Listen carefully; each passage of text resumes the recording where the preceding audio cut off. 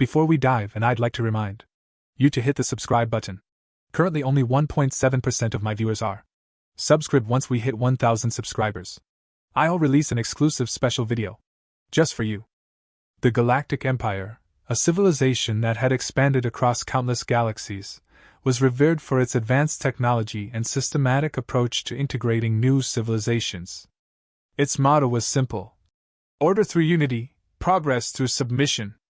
Over millennia, the empire had encountered and absorbed thousands of civilizations, each more willing than the last to embrace the promise of peace and prosperity in exchange for loyalty. Humanity, however, presented an anomaly. The empire's fleet, a marvel of engineering, positioned itself at the edge of Earth's atmosphere. Its gleaming ships, crafted from impervious alloys, hovered silently, their presence dominating the skies. The decision to contact Earth was not a trivial one. Humans were unique, a developing civilization, still confined to their planet, yet capable of splitting the atom and sending crude machines into space. They were on the brink of becoming a galactic player, yet their behavior was erratic, often marked by self-destruction and discord. From the moment Earth's communication networks detected the fleet, the world was plunged into chaos. Governments scrambled to understand the visitors' intentions. Military forces were put on high alert, but humanity's primitive satellites and radar systems offered little insight into the Empire's capabilities. The message from the fleet, however, left no room for ambiguity. People of Earth, we are the Galactic Empire. Your progress has been observed, and the time has come to decide your future. Join us willingly, and you shall flourish. Resist, and you will face annihilation. In less than 24 hours, world leaders convened to discuss the unprecedented ultimatum.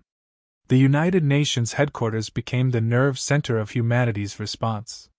Representatives debated fiercely, voices rising as ancient rivalries and ideological differences surfaced.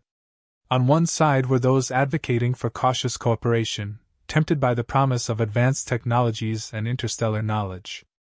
Others, more skeptical, questioned the Empire's true motives. Would this alliance truly be a partnership, or was humanity to be another pawn in a vast galactic machine? Amid the debate, the Empire proposed a diplomatic meeting in Earth's orbit to outline the terms of integration. The invitation was clear: only representatives chosen by humanity would be permitted, ensuring the discourse reflected a unified response. The decision to engage with the Empire directly was unanimous. Humanity needed more information to make an informed choice, and refusing the invitation might provoke an immediate demonstration of the Empire's power. When the meeting began, humanity's chosen delegation stood in stark contrast to their intergalactic counterparts.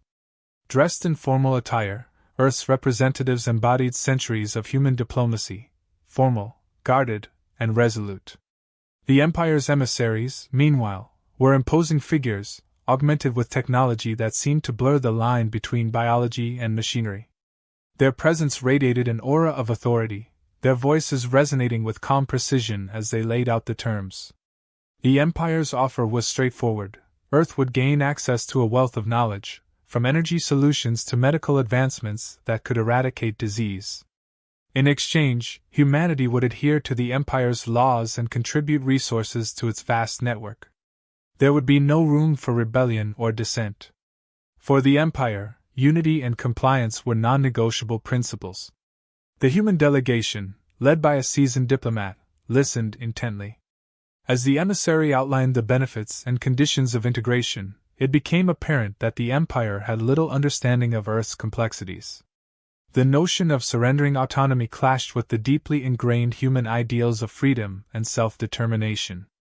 Yet, the temptation of advanced technologies and the fear of obliteration weighed heavily on the minds of the delegates. In their private chambers, the human representatives debated how to proceed. Some argued for cautious acceptance, emphasizing the benefits to humanity's survival and progress. They envisioned a future where Earth could thrive under the Empire's guidance, avoiding the mistakes of its chaotic past. Others, however, warned of the dangers of subjugation. Humanity, they argued, had always thrived on its independence and ingenuity, often defying the odds when faced with insurmountable challenges. The delegation's response, delivered after hours of tense negotiation, reflected humanity's attempt to find a middle ground. Earth proposed a partnership, where cooperation would be limited to specific domains, ensuring humanity retained its sovereignty.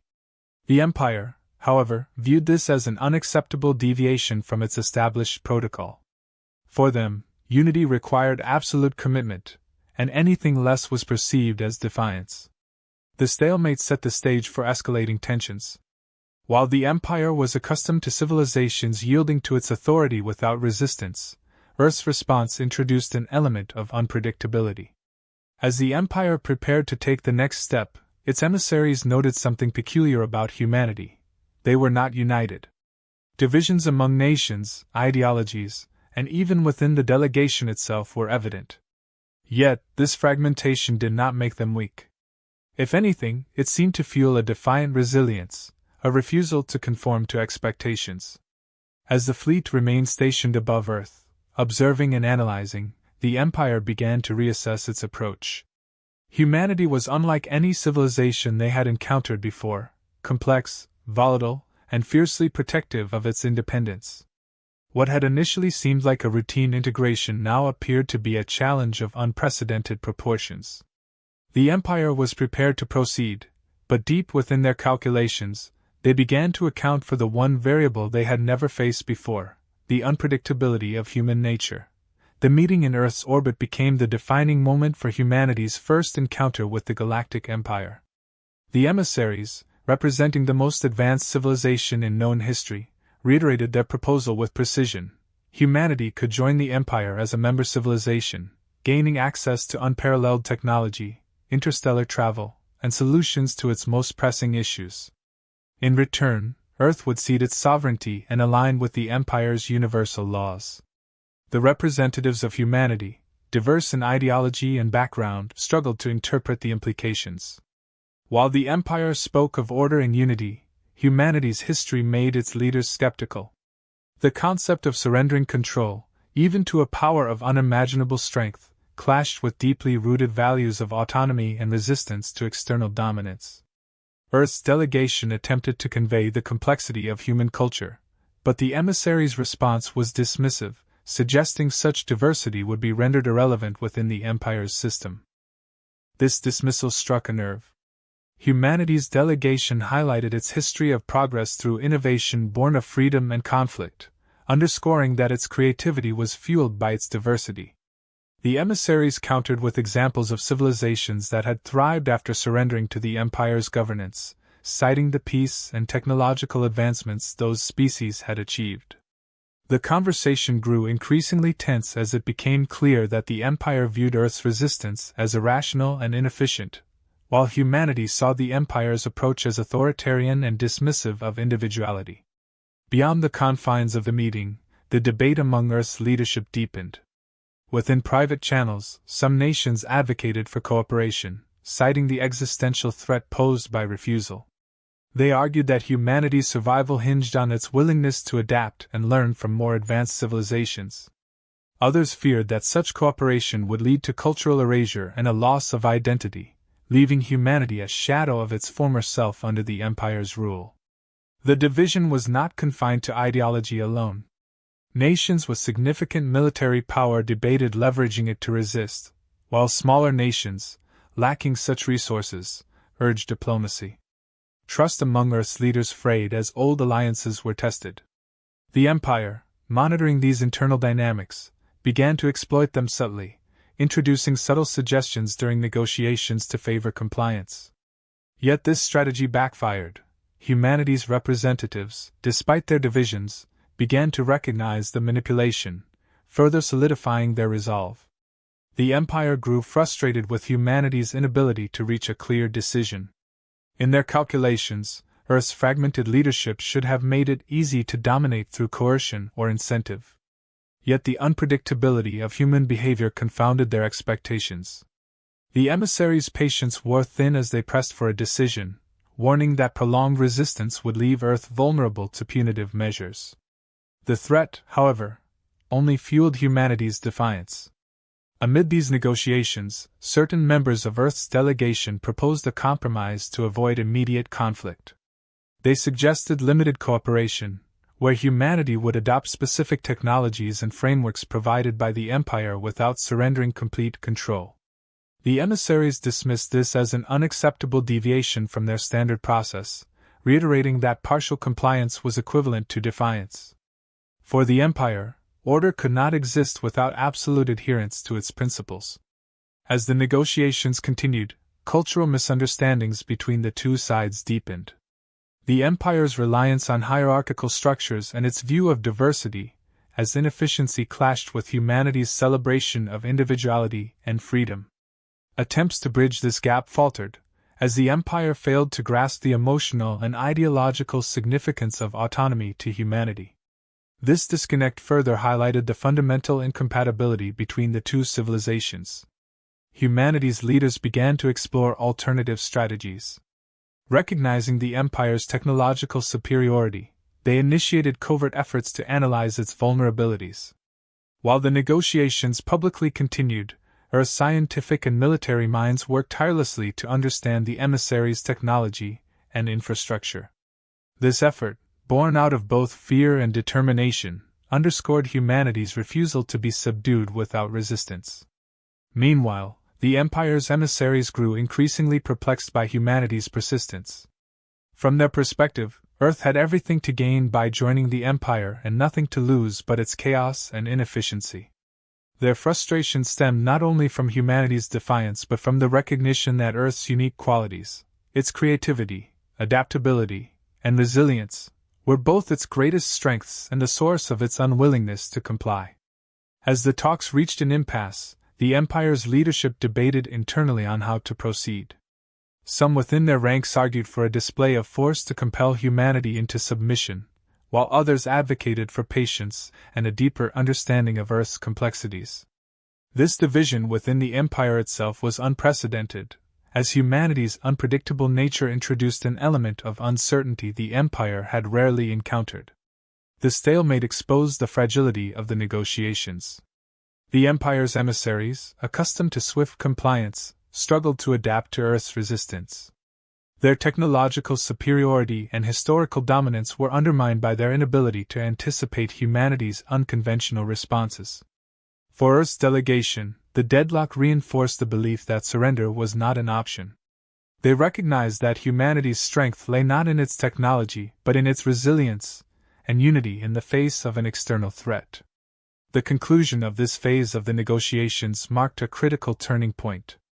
Both sides retreated to evaluate their next moves, with the Empire reassessing its strategy and Earth's leaders preparing for the possibility of conflict.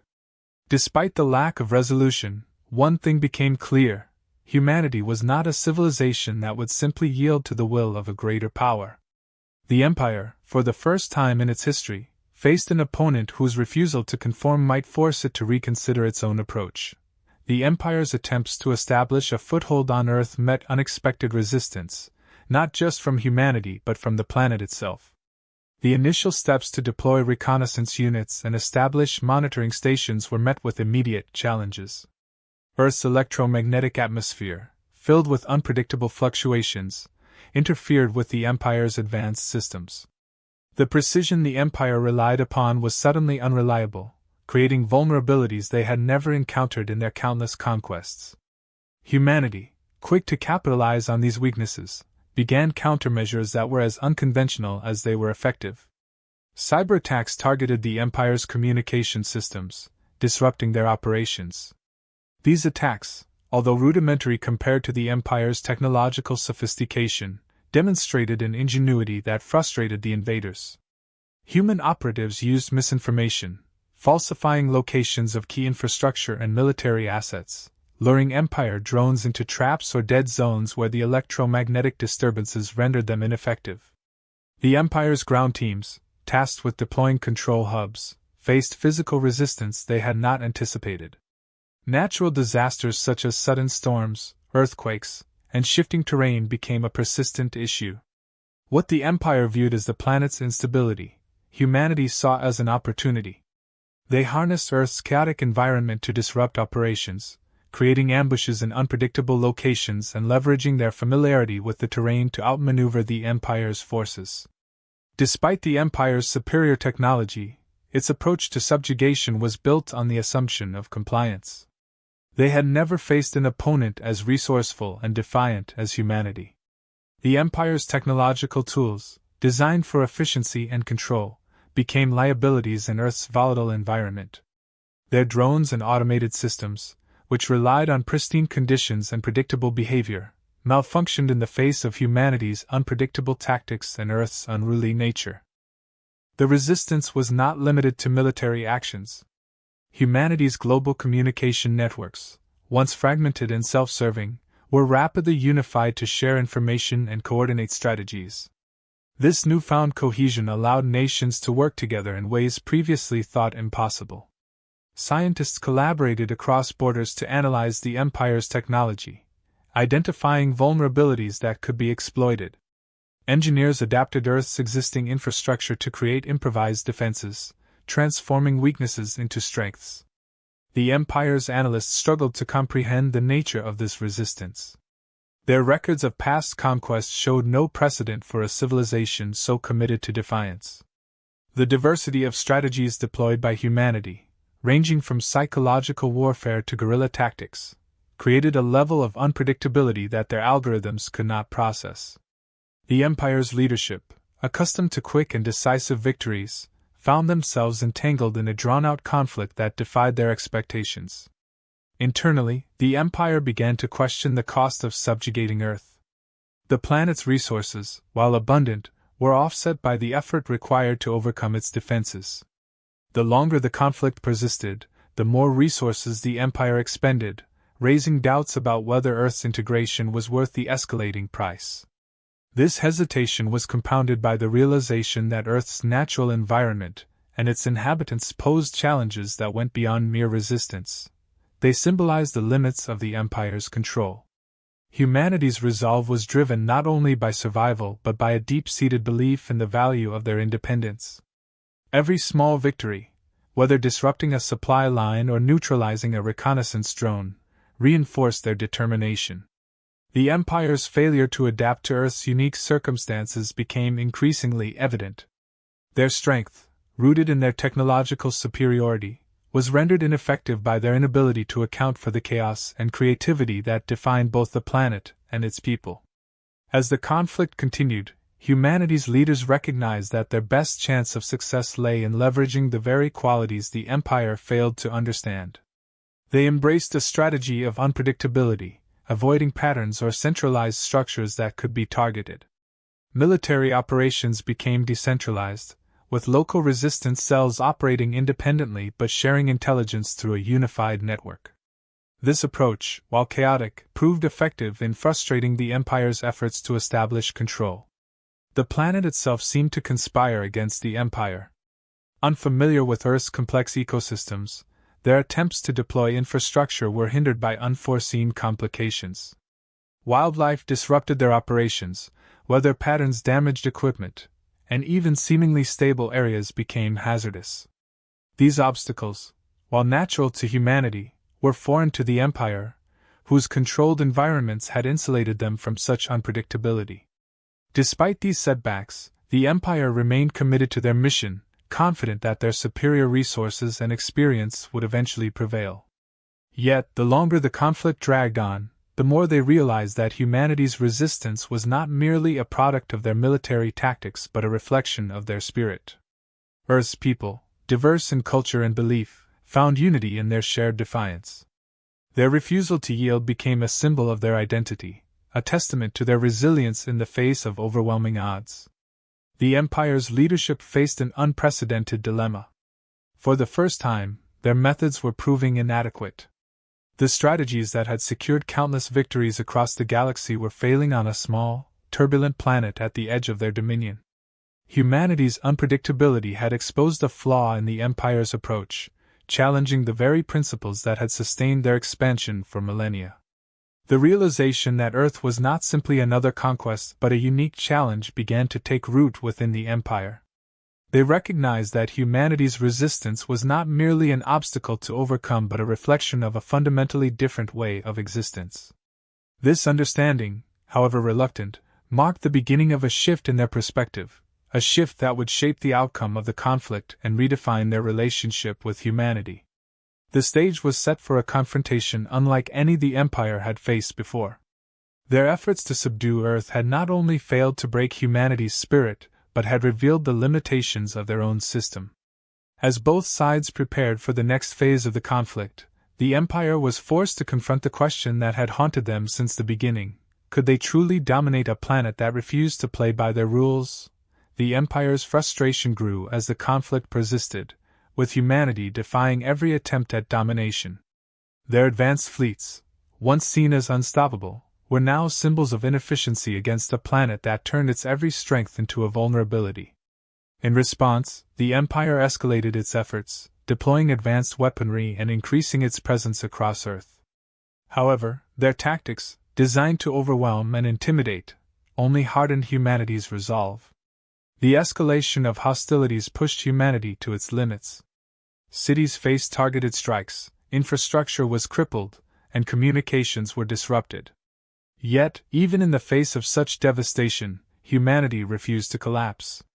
Instead, they adapted. Underground networks became hubs of coordination, linking scientists, engineers, and strategists. Decentralized leadership allowed for rapid decision-making and minimized the impact of strikes aimed at command centers. Humanity's adaptability, long dismissed by the Empire as a primitive survival trait, became their most formidable weapon. A breakthrough came when human scientists uncovered a vulnerability in the Empire's technology.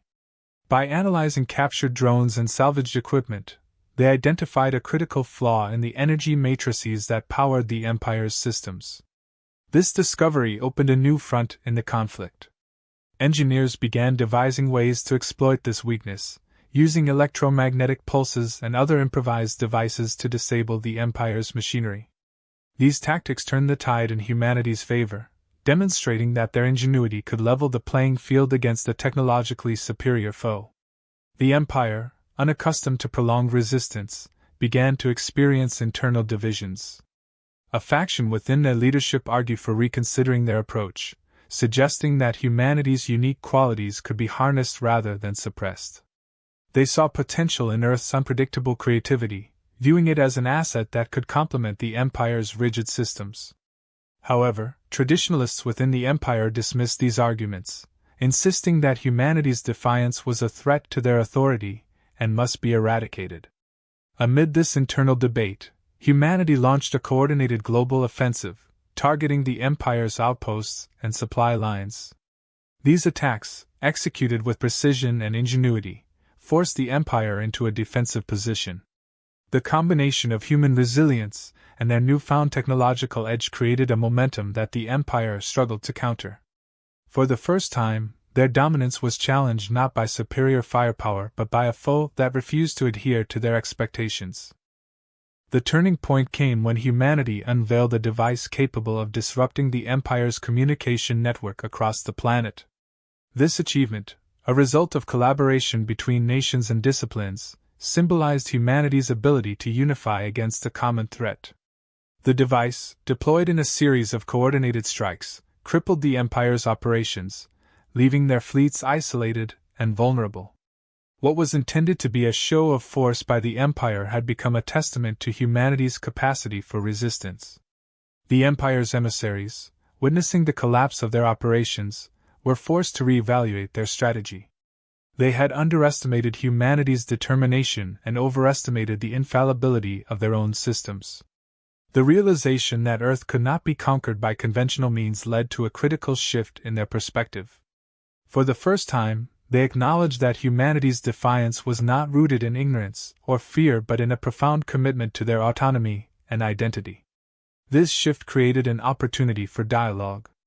While some within the Empire pushed for continued aggression, others advocated for a more collaborative approach. They recognized that humanity's strengths, creativity, adaptability, and resilience were qualities that the Empire itself lacked.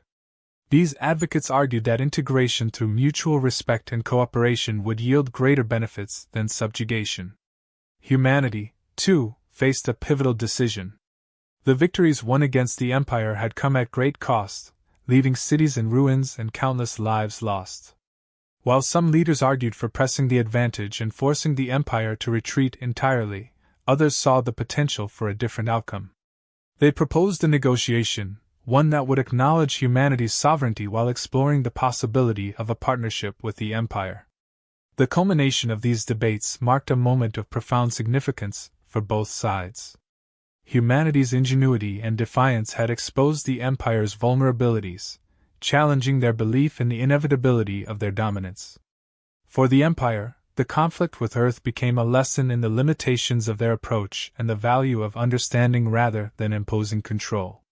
As the dust settled, the question of whether coexistence was possible remained unanswered, but the willingness to consider it signaled a shift in the balance of power that neither side could ignore.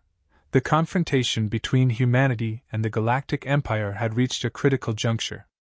Both sides faced the undeniable reality that their approaches had pushed them into a stalemate.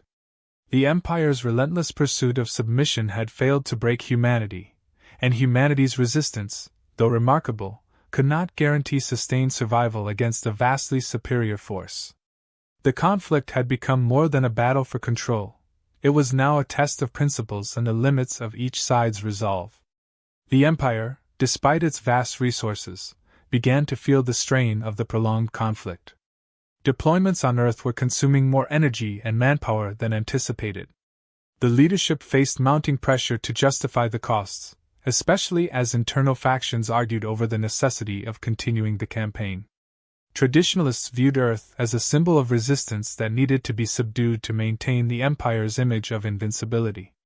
Progressives, however, saw an opportunity to learn from humanity's resilience, suggesting that collaboration could yield greater long-term benefits than dominance. On Earth, the aftermath of the coordinated strikes against the Empire's infrastructure had left humanity in a precarious position. The victories had come at a high cost, with widespread destruction and loss of life. Morale among the global population was both bolstered by the resistance's success and tempered by the harsh reality of the sacrifices made. Leaders grappled with the need to balance continued resistance with the growing desire among the populace for peace and stability. Recognizing the importance of this moment, both sides began signaling a willingness to explore alternatives to prolonged conflict. For humanity, this meant negotiating from a position of strength, having demonstrated their capability to challenge the Empire's dominance. For the Empire, it meant reevaluating their rigid doctrines in light of humanity's unexpected ingenuity and determination. The initial overtures were cautious, with either side willing to appear weak, but the mere fact that dialogue resumed was significant. The negotiations took on a different tone than the initial meetings. The Empire, for the first time, acknowledged humanity's sovereignty and unique characteristics. They proposed a new framework for integration, one that allowed Earth to retain its independence while establishing mutual benefits through shared technology and knowledge. This offer, while unprecedented, was not without conditions. The Empire still required certain concessions, such as access to Earth's resources and adherence to some of their universal laws, to ensure the relationship aligned with their overarching goals. Humanity's representatives approached the negotiations with guarded optimism. They understood the importance of preserving their autonomy, but also saw the potential advantages of limited cooperation. Drawing on the lessons of the conflict, they proposed terms that emphasized partnership rather than subjugation. They insisted on retaining control over Earth's governance and resources while agreeing to collaborate in areas such as technological development and interstellar exploration. The process of reaching an agreement was fraught with challenges.